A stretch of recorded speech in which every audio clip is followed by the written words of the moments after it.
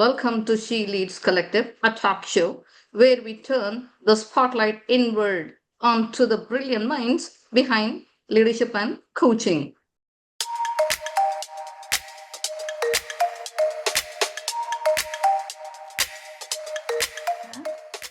So now it's my absolute honor to introduce a woman who leads with clarity, depth, and a visionary spark that's hard to miss.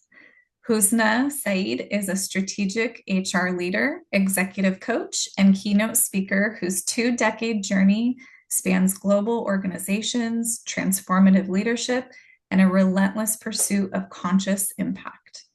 But what I love most about Husna is how she brings her whole self to the table, balancing discipline with deep empathy and pairing insight with soul. She doesn't just help leaders lead better, she helps them be better. And her clients know her as the guide who meets them in the weeds and lifts their vision higher. So beyond the coaching space, she's a devoted mother, a creative soul who finds joy in global cuisine, gardening, and writing, and a woman whose spiritual compass guides every step of her leadership. It's really inspiring. And every time I talk to her, I feel more aligned, I feel more energized and determined to remove anything standing in the way of making a real lasting impact in the world. So it's truly an honor to recognize and welcome Husna, the one who brought this incredible group of women together. Thank you, Tiffany. It's a really pleasure and honor to be with you guys because I see myself as a reflection in all four of us besides myself. And I thought my team will really butter me all the time because I thought I'm always kind of strict, but this was really, really, truly awesome coming from the heart. And it really touched my heart deeply. Thank you for that beautiful introduction. Of course. And so we have questions for you. Since you've been interviewing us, now it's your turn. And I'd love to kick it off with Cindy. Do you have some questions to ask Husna? Of course. Husna, I know one of your passions is around change leadership. What belief do you hold about change or growth that shapes how you coach? Cindy, that's really, really beautiful. You know, I love change. Thank you for asking me that question. I strongly believe that a meaningful change doesn't begin with action. It begins with awareness. You know, when clients are truly feel like when they are truly seen, safe, and heard, the fear which comes with them automatically starts dissolving. You know, wherein there's a lot of clarity which emerges between them and a deeper willpower which awakens within. So that shift, not a strategy, is where I feel as a change leader, I've seen a lot of transformation takes its root, right? So, and I coach from that place of trust. And that is what is going to be unfolding. I simply love that question. Thank you, Cindy. Nice. I have another one for you. Sure. What's a question you often ask your clients that ends to unlocking something important? Basically, I would like to check in what is deep within them. You know, what happens is here, I would like to ask, what's the deeper truth you haven't really told yourself out loud as yet? When I ask that question, there is a kind of a, you know, it could be very unsaid fears that going to be unfolding in the decision making. It could be a lot of tension between the values and actions, you know, the buried desires, the unspoken boundaries, you know, and the bold step which is waiting to be voiced out. That's what it's going to come along through it. Following clarity, emotion, or silence, there's something real and deep which emerges, right? So it promotes alignment there, where there's a lot of alignment between courage and self leadership. And that's when they start realizing like a fundamental to transformative coaching. I think it takes a lot of courage to answer that question from a client perspective. Thank you. Debbie, what do you have for Husna? Yeah, I've got a couple of questions for you, Husna. We've talked a lot about some of the work you do with business leaders. And so my question for you is, when working with someone who's trying to build their business, what's one insight that you found, is most resonates with people, gets them moving? Debbie, I simply love this piece. You know, when leaders really I feel I really connect with those leaders who bring in a lot of clarity, number one, and they're not like jumping in to, oh, this is what we want. They need to have a structure in place and the drive, the passion, And as coaches, we're curious. Similarly, when I see a leader being a visionary, a very self-developed clarity, and they have that like when we eat a meal, we really are very clear what we're going to touch first, appetizer or main course or the dessert. Similarly, a leader should have that kind of a clarity. Step one to step two to step three. When I say that, that intentionality of achieving, that drive to be successful should be like a hunger, a real hunger behind them. That really helps me touch base that leader with an intentional, motivational interview, I would say. That helped me, or rather help the leader to get to be wherever they want to be in that process. Makes a lot of sense, although sometimes you do have to eat dessert first. Yep. I got one more for you. This one's a little bit in a different vein. So I know you're very passionate about emotional intelligence. So how do you approach emotional intelligence with someone who's struggling with self-awareness? That's a great question, Debbie. Because I think when I was writing my book, I really learned a lot about myself. Trust me. So when I say that, I approach emotional intelligence by starting with psychological safety, collaborating with curiosity.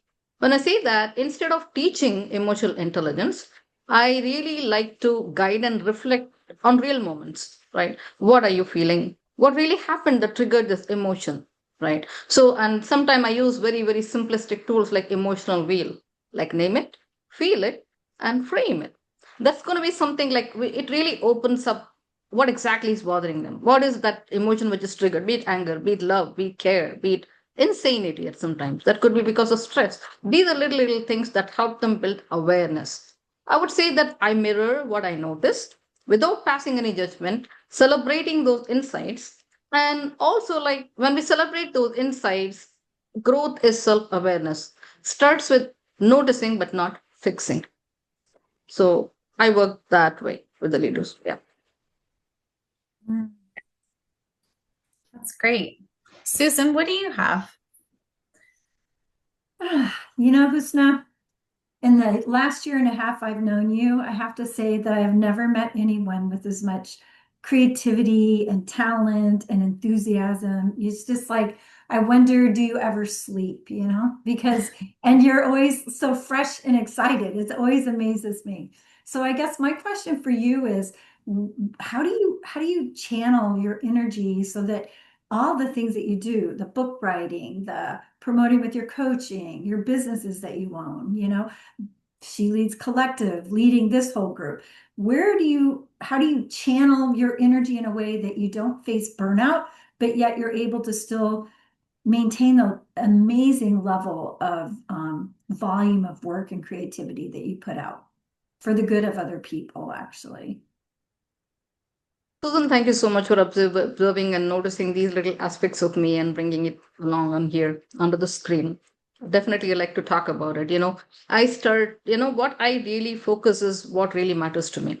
And that really means it truly matters. And I need that to be making it happen, working it happen. So on a 24 hours of a day, I operate with clarity, not with chaos. So that is the very first intentional approach I have towards it. Right.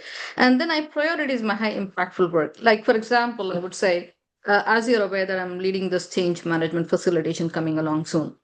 So I would have read the message from the HR guy on my day. Like, and I got busy. I have my coaching sessions, some classes with Maxwell and NSA, whatever is going on.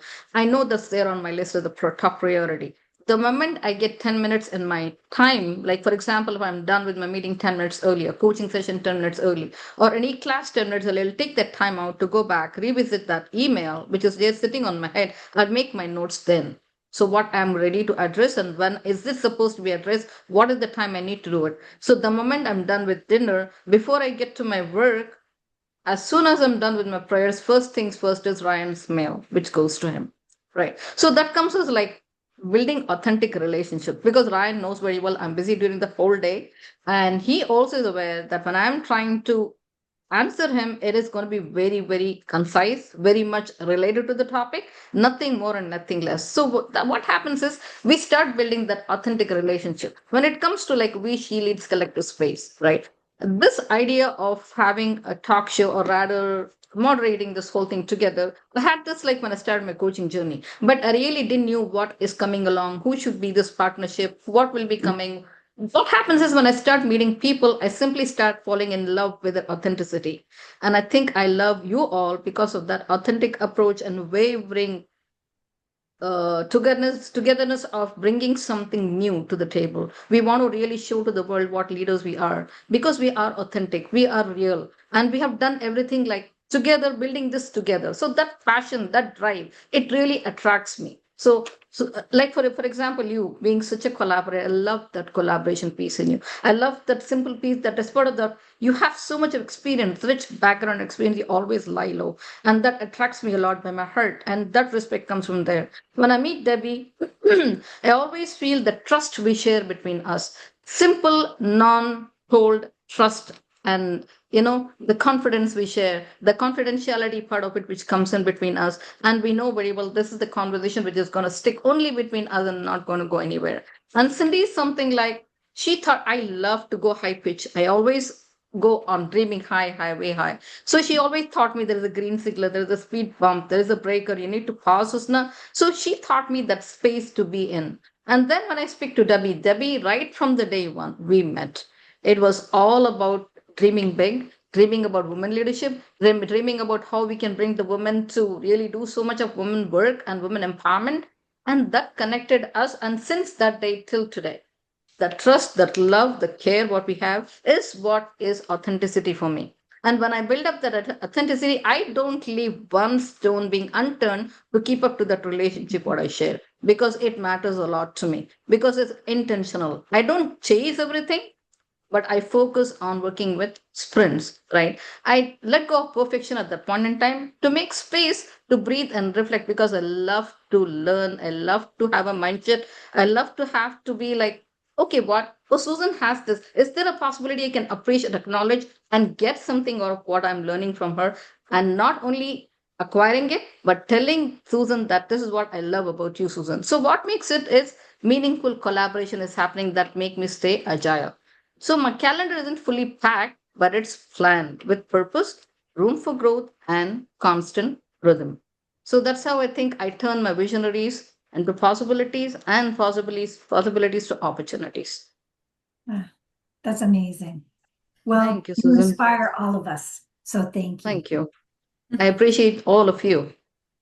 So the last question of your segment, I'm so excited to ask you because it's what brought us together in the very beginning of time is, what's the story behind your passion for women's empowerment? Tiffany, trust me, I was waiting to answer that question from so long because there's a lot to this, just not the question alone. There's a lot behind the story when you ask me this.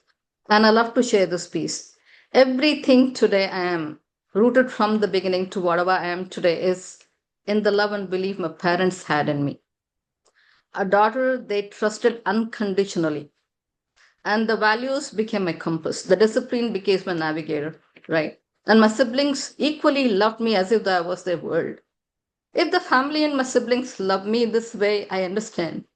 But I've seen the same kind of a love, trust, respect from my teachers, from my club members, from my professors, from my lecturers. They thought that they used to tell me that I carry confidence in my sleeve, right? And not only that, and they also knew that Husna can be seen everywhere and be everywhere, and yet she has things what she can do and what she plans. So that made me feel that sky's the limit. Always my parents used to tell me, go ahead, go get to wherever you want to be. We have your back. That made me to be wherever I am today, whatever it is. But I don't say that there hadn't been any moments in my life wherein I wasn't shattered. I was literally shattered. Life tested me with pain, betrayal, and there had been situations in my life that pushed me beyond my capacitors, right? But when I say that when there's no one to heal or to help you, lead the way, it is my faith, very strong faith, wherein my God behold me, strengthened me, and the values and beliefs which came as a part of me that helped me through. That's when I realized that the path I chose is in the hardest hour defines my destiny, what I'm going to pick, right? And it was never easy, Tiffany.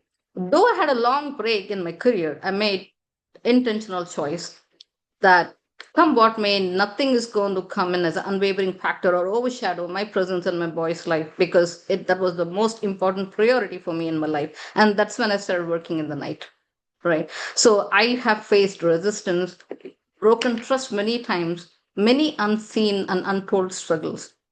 I sacrificed my own well being with quiet strength, staying true to my own disciplines and principles, not because I wanted any applause from anyone, but for my sons, because I strongly believe they're going to grow up as the way I show up for them, like preach and practice. So as much as I want to preach, I have to practice the same way because I want to show up. Because I was working from home, I was a mom to them, I was their cheerleader, I was everything for them in the toughest to hardest and whatever the best it is. So I have to show up whatever it is, right? And then I would say people saw me smile. Many times they see that smile, but they don't see the struggles or the battles of me.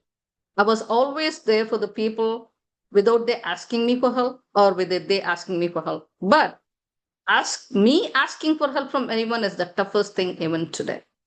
So coaching really has helped me recognize the power of self-awareness. I think we have discussed this so many times.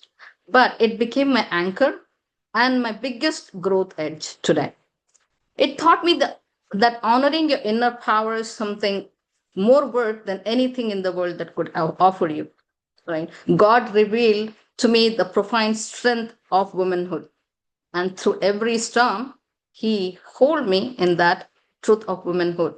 So when I say that, I say it's a shared gift. It's a shared gift from God, from my parents, from my mom who made me whatever I am, from my dad who has made me whatever I am.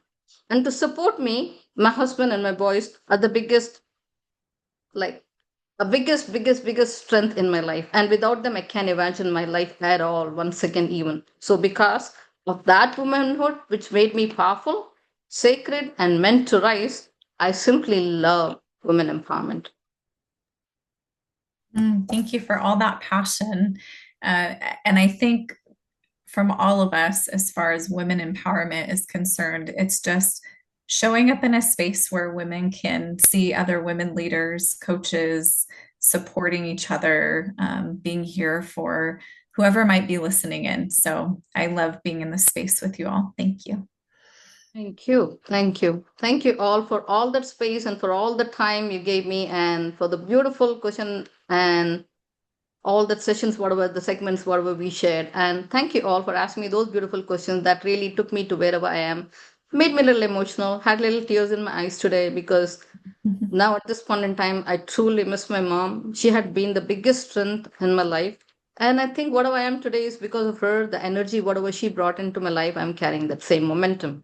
So as we wrap up, I'd like to share a few sentences before we close on the She Leads Collective platform. As we wrap up, one thing is very, very clear. Leadership is personal, meaningful, and grounded in presence. Each of these fantastic women showed us that coaching isn't just what we do, it's all who we are. Thank you for joining these real and honest conversations. Keep leading from within. One voice can create a fantastic impact. As a collective, we live leadership with purpose, are real, and are unapologetically authentic. Thank you all for this beautiful, beautiful evening. And I simply want to tell you and acknowledge I love you all. Thank you.